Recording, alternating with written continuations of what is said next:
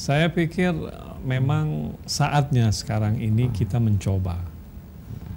Jadi jangan pernah kita berpikir bahwa untuk memimpin keluarga, untuk memimpin anak-anak supaya mereka bisa beribadah bersama itu membutuhkan membutuhkan sosok seorang ustadz atau seorang kiai atau seorang santri. Ya tidak harus begitu. Mari dicoba. Jadi Anda sebagai pimpinan rumah tangga, seorang ayah, seorang kakek, seorang abang yang paling besar di rumah, itu memang harus mencoba.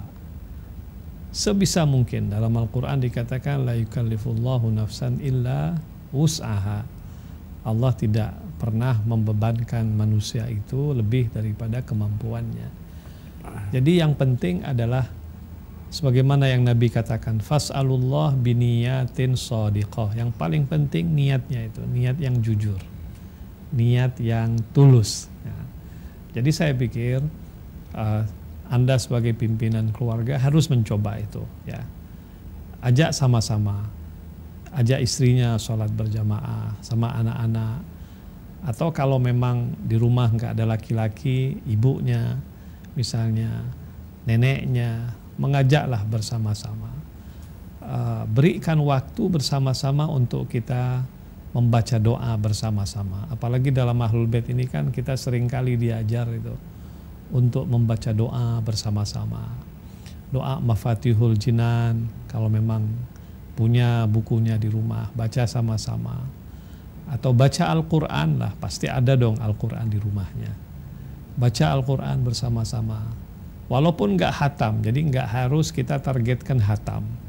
Yang penting baca bersama.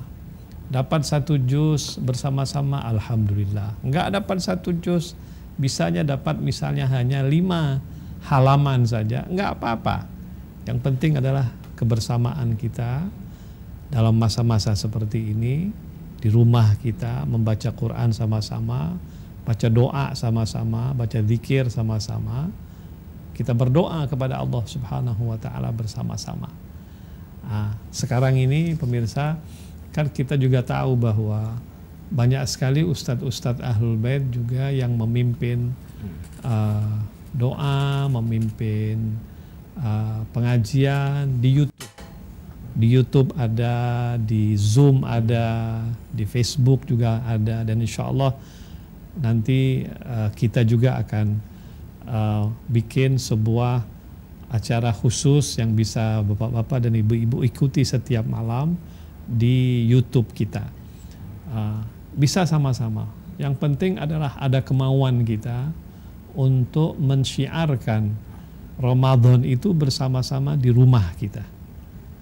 Nggak perlu semarak-semarak, nggak perlu misalnya harus repot-repot banget. Yang penting apakah habis maghrib atau habis isya. Saya memang menganjurkan misalnya habis isya itu mungkin jam 7.30, jam 7.45 atau jam 8. Kita duduklah bersama-sama keluarga kita, barang setengah jam, 1 jam, baca doa. Kemudian kita minta kepada Allah Subhanahu wa Ta'ala semampu kita masing-masing. Dan kalau memang mau mengikuti siarannya yang live misalnya di YouTube dan medsos lainnya, bagus sekali. Tapi kalau tidak juga Anda bisa lakukan di rumah sesuai dengan kemampuan Anda masing-masing.